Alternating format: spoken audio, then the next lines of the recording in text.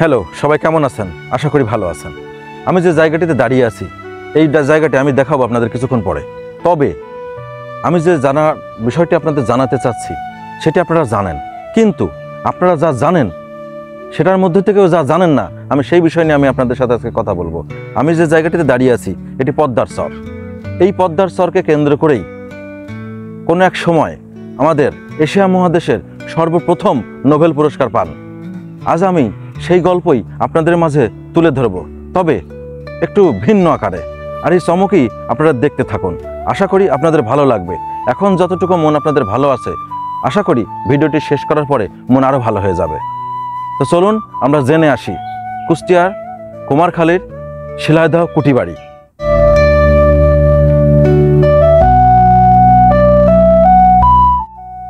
তিনি বাংলা ভাষার প্রাণ। তিনি আমাদের গানে, কবিতায়, চিন্তায়, চেতনায়। তিনি রবীন্দ্রনাথ ঠাকুর, যিনি শুধু কবি নন, একজন সমাজচিন্তক, শিক্ষাবিদ, গীতিকার, চিত্রশিল্পী এবং একজন দূরদর্শী দার্শনিক। আজ আমরা জানব রবীন্দ্রনাথ ঠাকুরের জীবন, সাহিত্য ও কুঠিবাড়ির ইতিহাস, যেখানে তার অনন্ত সৃষ্টির শক্তির এক নতুন মাত্রা পেয়েছিল। যেখানে প্রকৃতি কথা বলে কবিতার ভাষায়, যেখানে জমিদারি মানে কেবল শাসন নয়, সহানুভূতির হাত বাড়িয়ে দেওয়া, সেখানে জন্ম নিয়েছিল এক মনীষার সৃষ্টি, এক অনুপম দৃষ্টিভঙ্গি। যেখানে বসে রচিত হয়েছিল বাংলা সাহিত্যের এক স্বর্ণযুগ।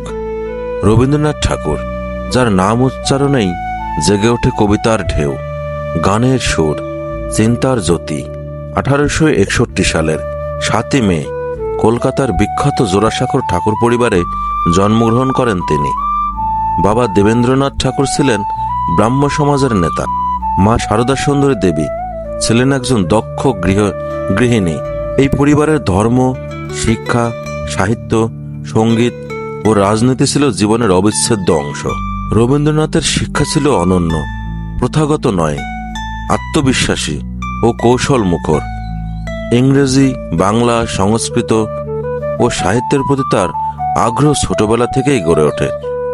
তিনি বিলেতে আইন পড়তে গিয়ে বুঝলেন জীবন তার কাছে অন্য কিছু চাইছে। সাহিত্যই তার প্রকৃত অধ্যয়ন ক্ষেত্র, এটি সে বুঝতে পেরেছিল। মাত্র 17 বছর বয়সে তার প্রথম কাব্যগ্রন্থ কবি কাহিনী প্রকাশিত হয়। এরপর সান্ধ্য গীতি, প্রভাত সঙ্গীত, গীতাঞ্জলি, প্রতিটি কাব্যই ছিল সময়ের কণ্ঠস্বর। 1913 সাল এক অনন্য সম্মান এসে ধরা দিল রবীন্দ্রনাথের জীবনে, সাহিত্যে নোবেল পুরস্কার। তার কাব্যগ্রন্থ গীতাঞ্জলি ইংরেজিতে অনুবাদের প্রকাশিত হওয়ার পর পশ্চিমা সাহিত্য জগৎ আলোড়িত হয়। উইলিয়াম রথেনস্টাইন, ডাব্লিউ.বে ইয়েটসের মতো কবিরা প্রশংসায় পঞ্চমুখ হন রবীন্দ্রনাথের গীতাঞ্জলি কবিতা পড়ে। এই পুরস্কার কেবল রবীন্দ্রনাথকে নয়, সমগ্র ভারতবর্ষ ও বাংলা সাহিত্যকে বিশ্বমঞ্চে তুলে ধরে। এটি ছিল উপনিবেশিক শাসনের অন্তর্গত সাংস্কৃতিক বিজয়ের প্রথম বড় পদক্ষেপ। 1883 সালে পিতার আদেশে রবীন্দ্রনাথ ঠাকুর চলে যান নদী বৈধত কুষ্টিয়ার শিলাইদহে। তখন তিনি ছিলেন মাত্র 22 বছর বয়সী যুবক। ঠাকুর পরিবারের জমিদারি ছিল কুষ্টিয়া, পাবনা, নাটোর, রাজশাহী অঞ্চলে বিস্তীর্ণ। জমিদারি মানেই তখন সাধারণের চোখে ছিল এক দমনকারী শাসন। কিন্তু রবীন্দ্রনাথ হলেন ব্যতিক্রম। তিনি জমিদারি কাজকে কেবল অর্থ উপার্জনের মাধ্যম হিসেবে দেখেননি, বরং মানুষের সাথে সংযোগের একটি সুযোগ হিসেবে গ্রহণ করেছিলেন। তিনি প্রজাদের সঙ্গে কথা বলতেন, তাদের কষ্ট বুঝতেন, কৃষি ব্যবস্থার সংস্কার নিয়ে চিন্তা করতেন। এই সময়েই তার চিন্তায় গড়ে উঠতে থাকে সাধারণ মানুষের জন্য শিক্ষার প্রসার।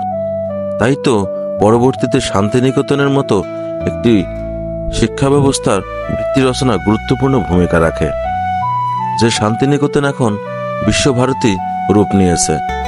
শিলাইদহে অবস্থিত কুঠিবাড়ি ছিল মূলত নীলকরদের বাংলো, যা ঠাকুর পরিবার পরে অধিগ্রহণ করেন। এটি ছিল একটি উচ্চ মঞ্চে গড়া কাঠের ও ইটের গৃহ।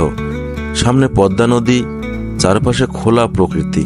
এই কুঠিবাড়িতে বসেই রবীন্দ্রনাথ রচনা করেন তার তার অমর কাব্য নৌকাডুবি, চিত্রাঙ্গদা, চিঠিপত্র, গীতিমালা এবং সোনার তরী। তার বিখ্যাত গান আমার সোনার বাংলা, যে আজ বাংলাদেশের জাতীয় সঙ্গীত, সেটি এই শিলাইদহেই রচিত হয়। তিনি নিজের নৌকা পদ্মায় চড়েই জমিদার এলাকায় যেতেন। পথে নদীর স্রোত, গ্রামীণ জনজীবন, কৃষকের মুখ, মাঝির গান সবই তার চিন্তা ও লেখার প্রভাব ফেলত।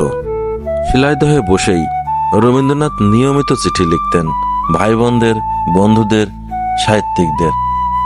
এই চিঠিগুলোতে আমরা পাই এক গভীর আত্মসচেতন, সংবেদনশীল রবীন্দ্রনাথকে। শিলাইদহে দিন কাটে, কিন্তু মন থাকে কোথাও দূরে। প্রকৃতির কোলে যেন একটা নতুন জীবন খুঁজে পাচ্ছি। এই চিঠিগুলো পড়ে সংকলিত হয়ে প্রকাশিত হয় চিঠিপত্র নামের এক বাংলা সাহিত্যের এক অনন্য গ্রাম্য দলিল। রবীন্দ্রনাথ জমিদার ছিলেন, কিন্তু তার রাজনৈতিক মনোভাব ছিল সাধারণের পক্ষে। তিনি উপলব্ধি করেছিলেন ব্রিটিশদের স্থায়ী বন্দোবস্ত কিভাবে কৃষকদের নিঃস্ব করছে। জমিদারদের একাংশ এই ব্যবস্থার সুবিধাভোগী হলেও রবীন্দ্রনাথ চেয়েছিলেন একটি ন্যায়সঙ্গত ব্যবস্থা। তিনি লিখেছিলেন, আমরা যদি কৃষকের পাশে না দাঁড়াই তবে আমাদের শিক্ষা ও সংস্কৃতি অর্থহীন। এই চিন্তা থেকেই পরবর্তীতে তিনি গ্রামীণ উন্নয়ন, শিক্ষানীতির সংস্কার এবং রুরাল রিকনস্ট্রাকশন প্রোগ্রাম চালু করেন শান্তিনিকেতনে। রবীন্দ্রনাথের গানে আছে প্রেম, প্রকৃতি, দেশপ্রেম ও আধ্যাত্মিকতা। 2300 গান রচনা করেছেন, যা আমরা রবীন্দ্রসঙ্গীত নামে সমগ্র বাঙালি জাতির আত্মার সঙ্গীত হয়ে উঠেছে দেখেছি।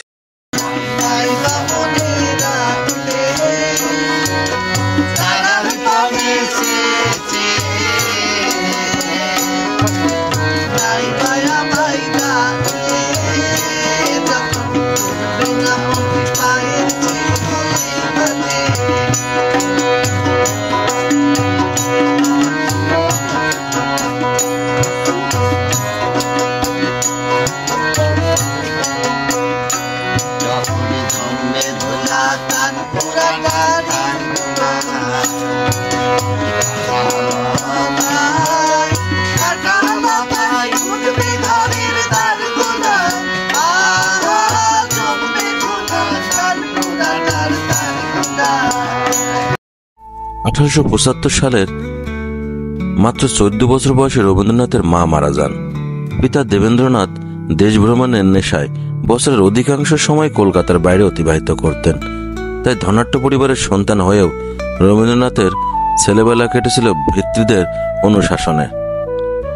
শৈশবে কলকাতায় রবীন্দ্রনাথ ওরিয়েন্টাল সেমিনারি, নর্মাস্টন স্কুল, বেঙ্গল একাডেমি এবং সেন্ট জেভিয়ার্স কলেজিয়েট স্কুলে কিছুদিন করে পড়াশোনা করেছিলেন, কিন্তু বিদ্যালয়ের শিক্ষায় অনাগ্রহী হয় বাড়িতেই গৃহশিক্ষক রেখে তার শিক্ষার ব্যবস্থা হয়েছিল। ছেলেবেলায় জোড়াসাগর বাড়িতে অথবা বোলপুর ও পানিহাটের বাগান বাড়িতে প্রাকৃতিক পরিবেশের মধ্যে ঘুরে বেড়াতে বেশি স্বাচ্ছন্দ্য বোধ করতেন রবীন্দ্রনাথ। 1873 সালের 6 ফেব্রুয়ারি 12 বছর বয়সে রবীন্দ্রনাথের উপনয়ন অনুষ্ঠিত হয়েছিল। এরপর তিনি কয়েক মাসের জন্য পিতার সঙ্গে দেশ ভ্রমণে বের হন। প্রথমে তারা আসেন শান্তিনিকেতনে, এরপর পাঞ্জাবের অমৃতসরে কিছুকাল কাটিয়ে শিখদের উপাসনা পদ্ধতি পরিদর্শন করেন। শেষে পুত্রকে নিয়ে দেবেন্দ্রনাথ চলে যান পাঞ্জাবেরই ডালহৌসো শৈল শহরের নিকট বক্রোটায়। এখানকার বক্রোটায় বাংলোয় বসে রবীন্দ্রনাথের পিতার কাছে থেকেই সংস্কৃত ব্যাকরণ, ইংরেজি, জ্যোতির্বিজ্ঞান, সাধারণ বিজ্ঞান ও ইতিহাসের নিয়মিত পাঠ নিতে শুরু করেন। দেবেন্দ্রনাথ তাকে বিশিষ্ট ব্যক্তিবর্গের জীবনী, কালিদাস রচিত ধ্রুপদী সংস্কৃত কাব্য এবং নাটক এবং উপনিষদ পাঠেও উৎসাহিত করতেন।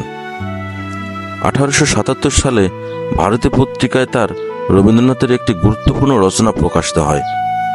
এগুলি হল মাইকেল মধুসূদনের মেঘনাদবধ কাব্যের সমালোচনা, ভানুসিংহ ঠাকুরের পদাবলী এবং ভিকারিণী ও করুণা নামের 2টি গল্প। এর মধ্যে ভানুসিংহ ঠাকুরের পদাবলী বিশেষভাবে উল্লেখযোগ্য।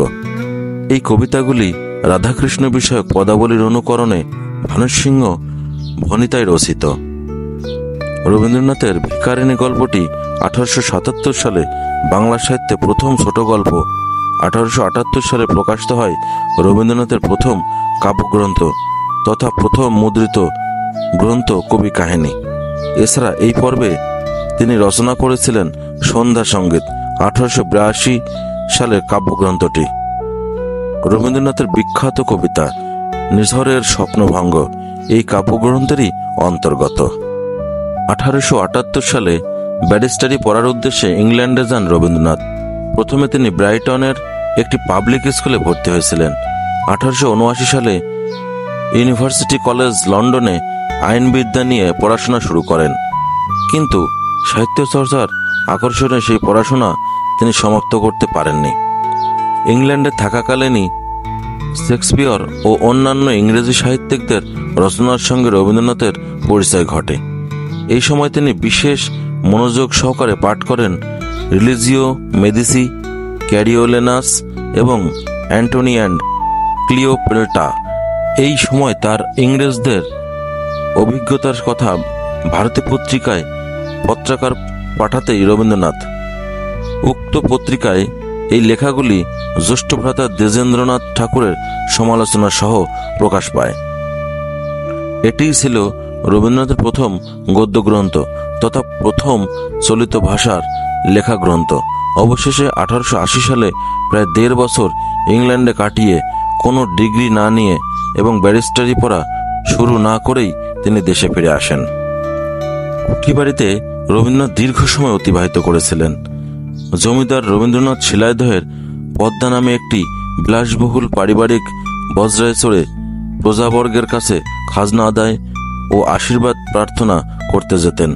গ্রামবাসীরাও তার সম্মানে ভোজসভায় আয়োজন করতেন। 1890 সালে রবীন্দ্রনাথের অপর বিখ্যাত কাব্যগ্রন্থ মানসী প্রকাশিত হয়। 20 থেকে 30 বছর বয়সের মধ্যে তার আরও কয়েকটি উল্লেখযোগ্য কাব্যগ্রন্থ ও গীত সংকলন প্রকাশিত হয়। রবীন্দ্রনাথের গল্পগুচ্ছ গ্রন্থের প্রথম 84টি গল্পের অর্ধেকই এই পর্যায়ে রচিত। এই ছোট গল্পগুলিতে তিনি বাংলার গ্রামীণ জনজীবনের এক আবেগময় চিত্র ফুটিয়ে তুলেছেন। জীবনের এই পর্বে ধর্মীয় গোঁড়ামি ও কুসংস্কারের বিরুদ্ধে তীব্রতম প্রতিক্রিয়া জানিয়েছিলেন রবীন্দ্রনাথ। 1934 সালে ব্রিটিশ বিহার প্রদেশে ভূমিকম্পে শতাধিক মানুষের মৃত্যুকে গান্ধীজি ঈশ্বরের রোষ বলে অভিহিত করলে রবীন্দ্রনাথ গান্ধীজির এহেন বক্তব্যকে অবৈজ্ঞানিক বলে চিহ্নিত করেন এবং প্রকাশ্যে তার সমালোচনা করেন। কলকাতার সাধারণ মানুষের আর্থিক দুরবস্থা ও ব্রিটিশ বাংলা প্রদেশের দ্রুত আর্থসামাজিক অবক্ষয় থেকে বিশেষভাবে প্রচলিত বা বিমোচিত করে তুলেছিলেন। গদ্য ছন্দে রচিত একটি শতপংক্তির কবিতায় তিনি এই ঘটনা চিত্রায়িত করেছিলেন। জীবনের শেষ 4 বছর ছিল ধারাবাহিক শারীরিক অসুস্থতার সময়। এই সময়ের মধ্যে 2 বার অন্তত অসুস্থ অবস্থায় শয্যাশায়ী থাকতে হয়েছিল তাকে। 1937 সালের একবার অচৈতন্য হয়ে গিয়ে আশঙ্কাজনক অবস্থা হয়েছিল কবির। সেবার সেরে উঠলেও 1940 সালে অসুস্থ হওয়ার পর আর তিনি সেরে উঠতে পারেননি। ওই সময় পর্বে রচিত রবীন্দ্রনাথের কবিতাগুলি ছিল মৃত্যু চেতনাকে কেন্দ্র করে সৃজিত কিছু অবিস্মরণীয় পংক্তিমালা। মৃত্যুর 7 দিন আগে পর্যন্ত রবীন্দ্রনাথ সৃষ্টিশীল ছিলেন। দীর্ঘ রোগভোগের পর 1941 সালের 7ই আগস্ট জোড়াসাঁকোর বাসভবনেই শেষ নিঃশ্বাস ত্যাগ করেন রবীন্দ্রনাথ ঠাকুর। বিশ্বকবি রবীন্দ্রনাথ ঠাকুর আমাদের চেতনা, চিন্তা, এক উজ্জ্বল দীপ্তি।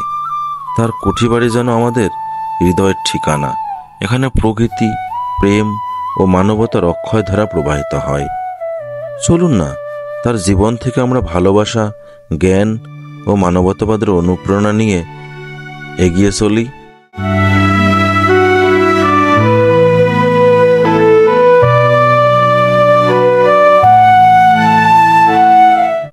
তো বন্ধুরা, ভিডিওটি ভালো লাগলে লাইক দিবেন এবং আপনার বন্ধুদের জানাতে বা দেখাতে শেয়ার করবেন, কিন্তু চ্যানেলটি সাবস্ক্রাইব করতে কিন্তু ভুলবেন না। অবশ্যই সাবস্ক্রাইব করবেন এবং পাশের বেল আইকন বাটনটি চেপে রাখবেন। পরবর্তীতে এরকম আকর্ষণীয় ভিডিও যেন সবার প্রথমে আপনার কাছেই যায় এবং নোটিফিকেশনে তা জানতে পারেন। এই জন্যই বেল আইকন বাটনটি চেপে রাখুন। ধন্যবাদ বন্ধুরা, দেখা হবে পরবর্তীতে নতুন কোনো ভিডিও, নতুন কোনো ইতিহাস নিয়ে, নতুন কোনো সংস্কৃতি নিয়ে। ধন্যবাদ সবাইকে, ভালো থাকবেন।